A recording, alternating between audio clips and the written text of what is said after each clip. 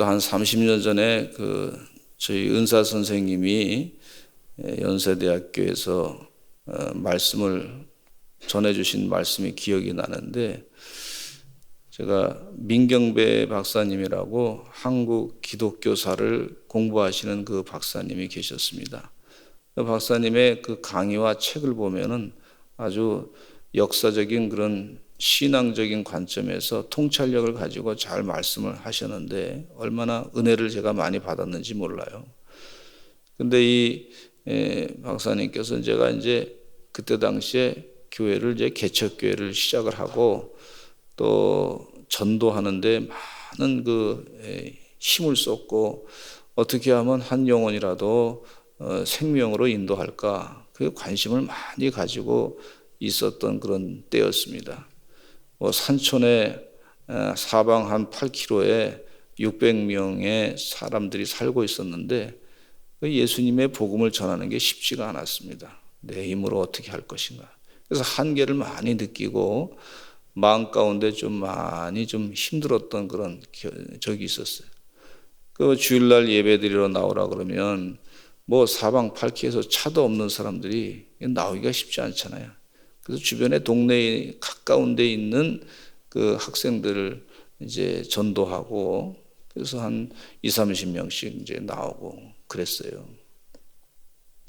그리고 개척교회를 시작한 지 얼마 되지 않아서 이제 주일 예배를 드리고, 그러면서 한 12명 정도 이제 교회를 이제 시작을 하게 됐는데, 많이 이제 힘든 그런 상황 가운데서 하나님 도와주셔야 되겠습니다. 하나님, 이거 제 힘으로 되지 않습니다. 그러면서 목회적인 어떤 약간의 좀 좌절감 같은 것도 느끼고 그랬던 적이 있었습니다. 그런데 이 교수님께서 말씀을 이제 그 강의 시간에 영적인 통찰력을 가지고 살라고 그러면서 겉면 저한테 용기를 부어주는 그런 메시지를 해주시더라고요. 그러면서 좀 목회 현장이 힘들지만 그래도 하나님 말씀을 잘 깊이 깨닫고, 주님의 일은 하나님이 하시니까 너무 큰 걱정하지 말라고 그렇게 권고의 말씀을 해주시면서 강의 시간에 이런 말씀을 하시더라고요. 자신이 일본에 가서도 이제 역사를 공부했는데, 공부하는 동안에 그 도서관에 말이죠, 일본 사람들이 교회를 잘 안 다니잖아요. 예수님을 잘 안 믿는단 말이에요. 교회가 별로 없어서 참 자신도 이제 거기서 공부하면서 걱정은 많이 했는데, 근데 도서관에 가서 공부하는데 그 도서관에 이 들어가는 입구에 이렇게 그냥 그 천장에 글이 써 있는데 아주 큰 글이 써 있다는 거예요. 근데 그 글이 뭐냐면, 진리를 알지니 진리가 너희를 자유롭게 하리라, 그런 글이 써 있다는 거예요. 무심코 왔다가 그 말씀을 보면서 하나님 말씀이 여기도 있구나 하는 걸 깨닫게 된 거예요. 그래서 깜짝 놀래가지고, 진리를 알지니 진리가 너희를 자유케 하리라. 이거 성경에 있는 말씀인데 분명히. 아니, 이 말씀이 왜 일본 사람들의 그 도서관에 학교에 크게 이렇게 써 있단 말이에요. 진리를 알지니 진리가 너희를 자유케 하리라. 그래서 그 도서관에 계신 분한테 이제 물어봤어요. 아니, 여기 글이 이렇게 크게 글이 이렇게 진리를 알지니 진리가 너희를 자유롭게 하리라 그렇게 써 있는데 이게 무슨 연고입니까? 성경 말씀이 거기 써 있으니까. 그래서 물었더니 그 도서관의 역사를 얘기해 주시는 분이, 도서관을 짓는데 그 도서관에 짓는 당시에 이제 대표되는 학교에 대표되는 분이 영국에 갔다가, 영국에서 이제 도서관을 짓기 위해서 이제 답사를 해서 한번 구경을 쭉 하는데, 거기에 도서관에 진리를 알지니 진리가 너희를 자유케 하리라, 그 말씀이 써 있는 거예요. 그러면서 이분이 예수 믿는 사람도 아닌데, 믿는 사람도 아니고, 그런데 도서관은 지어야 되겠는데 본인도 고민이 많았던 것 같아요. 무슨 말씀을 써야 될 것인가. 그런데 그 도서관에 가서 답사해서 보니까 거기에 무슨 말이 있냐면, 진리를 알지니 진리가 너희를 자유롭게 하리라. 이런 말씀이 탁 써 있는 거예요. 얼마나 멋있는지 말이죠, 이 말씀이. 그래서 그 예수 안 믿는 사람인데 그 말씀을 보면서 감동을 받은 거예요, 이분이. 그래서 우리 도서관도, 일본 도서관을 지을 때도 여기다가 좀 그 큰 곳에다가 앞에 써놔야겠다, 그렇게 작정을, 최고 책임자가 그런 작정을 하고 왔으니까. 그래서 여기다가, 그래서 여기 이렇게 일본 도서관에 써 있다는 거예요. 그래서 이 임 박사님이, 하나님이 벌써 이미 들어가는 사람마다 성경 말씀 한 번씩 읽고 들어가는 거 아니에요.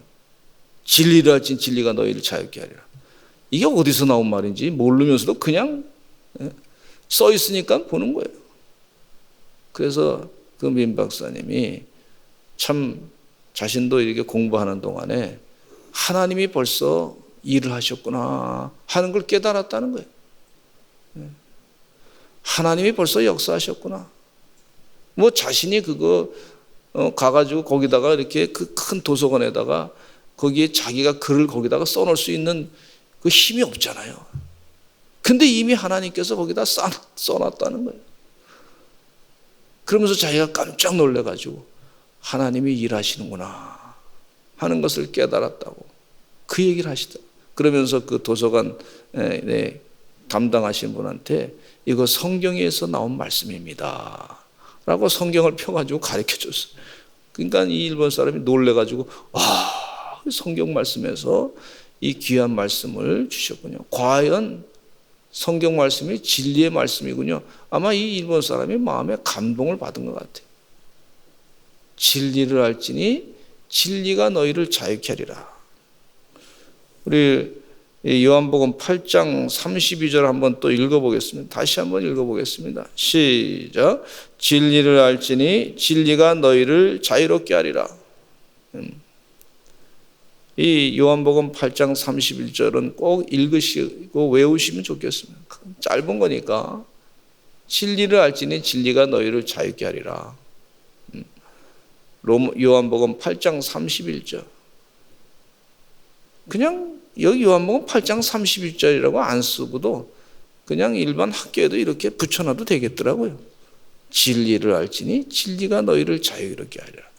그래서 예수를 안 믿는 사람이라 할지라도 어디 다니다가 말이죠, 이 말씀이 기억이 나면 진리가 뭐지? 진리가 뭐야? 진리가 바로 예수님이시단 말이에요. 이 좋은 말씀을 예수님께서 하셨구나 하는 걸 깨닫게 될 줄로 믿습니다. 진리.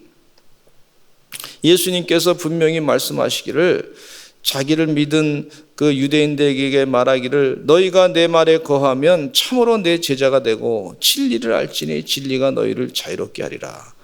예수님은 바로 진리란 말이죠.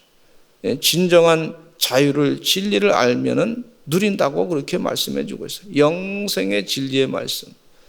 육신의 장막을 벗을 때도 영원히 사는 진리의 말씀을 우리 주님께서 해주신 줄로 믿습니다. 처음에는 예수님의 기적을 보고 예수님을 따르는 자들이 있었는데, 이제는 하나님 말씀, 영원한 진리의 말씀을 듣고 따라가는 것을 볼 수가 있어요. 진리의 말씀. 많은 사람들이 예수님의 말씀을 잘 듣다가, 그 설교 말씀 듣다가 많은 사람이 떠났어요. 그래서 제자들에게 예수님께서 하신 말씀이 너희도 떠나려느냐 그렇게 말씀하실 때 베드로가 뭐라고 말씀하셨냐면, 주여 영생의 말씀이 있사오니 우리가 주님을 떠나지 않겠습니다. 이렇게 말씀해 주고 있어요. 여러분, 우리가 교회 나와서 예배 드리고 신앙생활 하는 거, 하나님의 영원한 진리의 말씀이 있기 때문에 자꾸 와서 교회 와서 예배 드리고 기도하고 하나님 말씀을 자꾸 듣는 것을 볼 수가 있어요. 진리가 있기 때문에 그렇습니다. 영생의 진리가 있기 때문에 이 말씀을 자꾸 들을 때 우리 영혼을 성령 충만함으로 영혼을 힘있게 하고 충족시켜 주시는 그런 은혜의 역사가 있기 때문에 하나님 말씀을 자꾸 듣는 것을 볼 수가 있어요. 진리를 알지니 진리가 너희를 자유케 하리라. 예수님께서 또 말씀하시기를 내가 곧 길이요 진리요 생명이니라. 예수님은 길이 되시고 진리 되시고 생명이 되신다. 그렇게 말씀해 주고 있어요. 영생의 길을 가는 이 길을 주님과 함께 따라가면 영원히 사는 그런 삶으로 인도함 받는단 말이죠.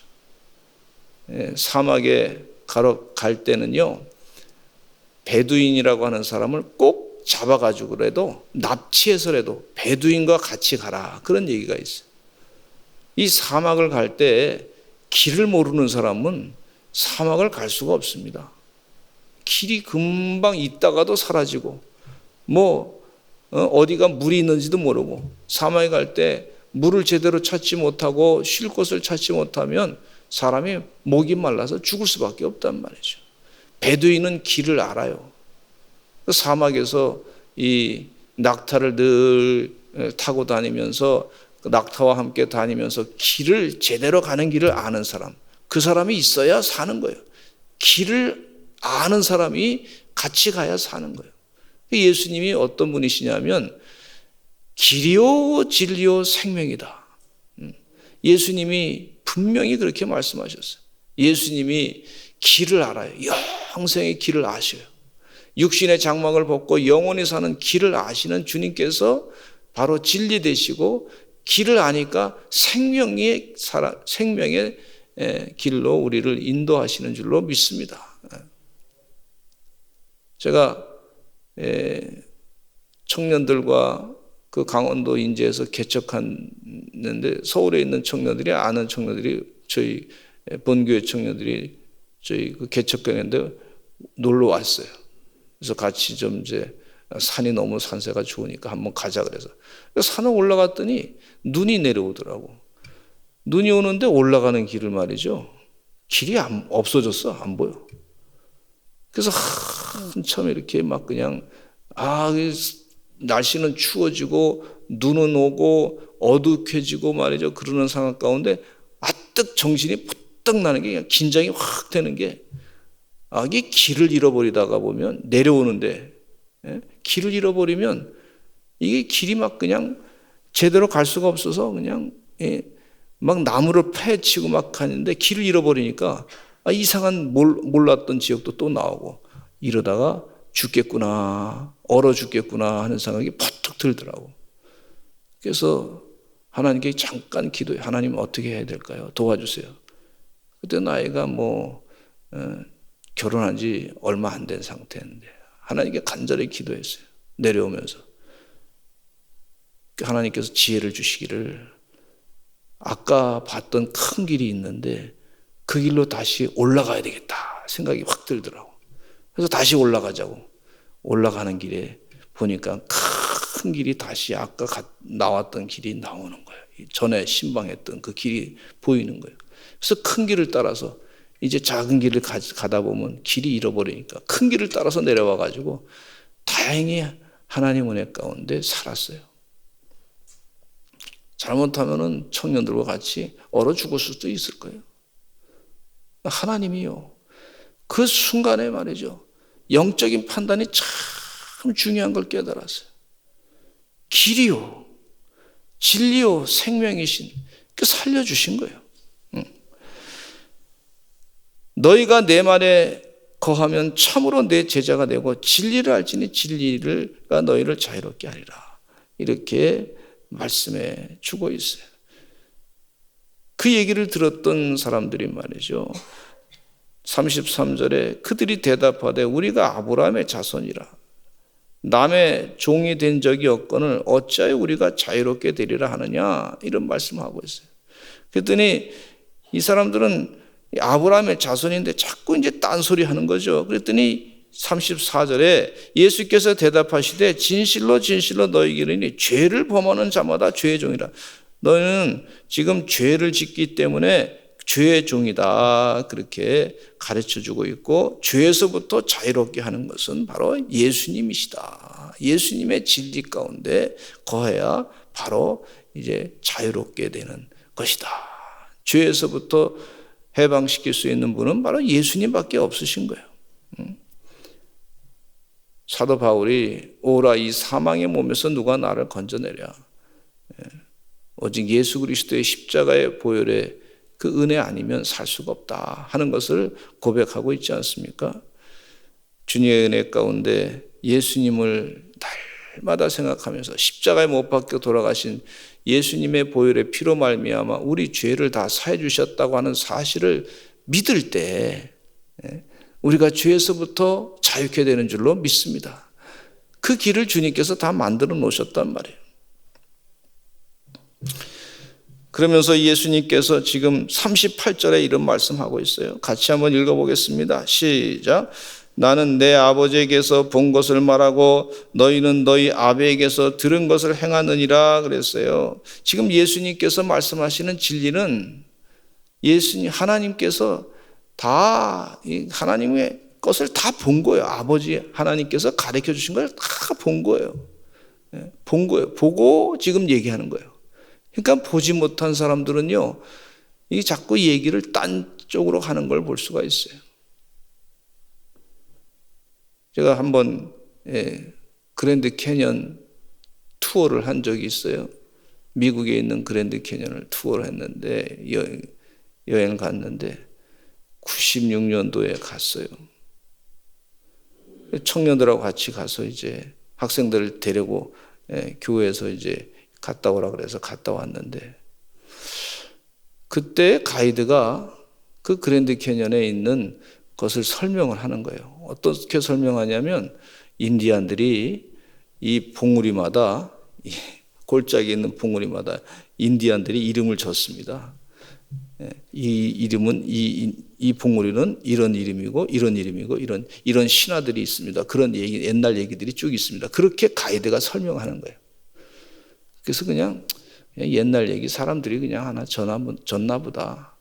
그리고 이 계곡이 생긴 거는 수억만 년 걸려가지고 생긴 겁니다. 그러는 거예요. 그리고 그 어느 지역에 요세미티 공원에 갔더니 이 멍텅구리 돌이 하나가 있어요.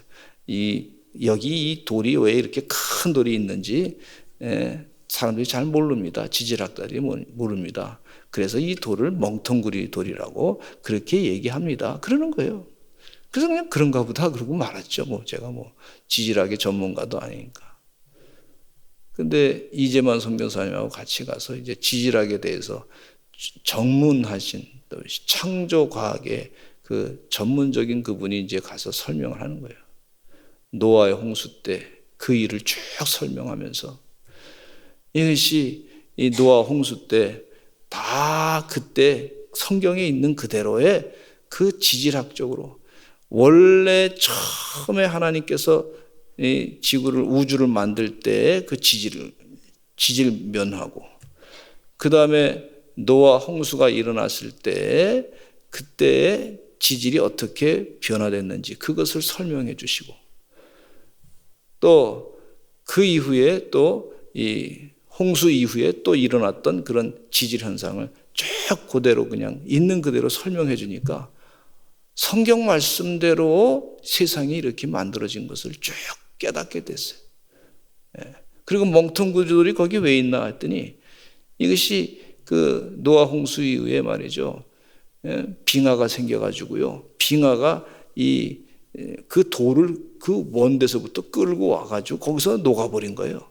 그러니까 녹으니까 그 돌이 거기서 그냥 있다가 밀려 내려온 것이 거기 있다가 이제 사람들이 해석이 안 되니까, 세상적으로 해석이 안 되니까 그렇게 멍텅구리 돌이라고 그렇게 표현한 거예요.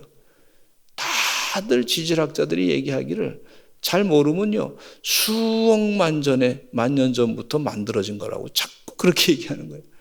근데 이분 얘기가, 이재만 선교사님 얘기가, 그렇게 만들기까지는요, 그 조건과 환경과 힘이 주어져야 된다는 거예요. 근데 그것을 계속해서 이렇게 지금 현재 흐르고 있는 물 기운 가지고서는 지질이 지형이 변화될 수가 없다고 그렇게 말씀하고 있어요.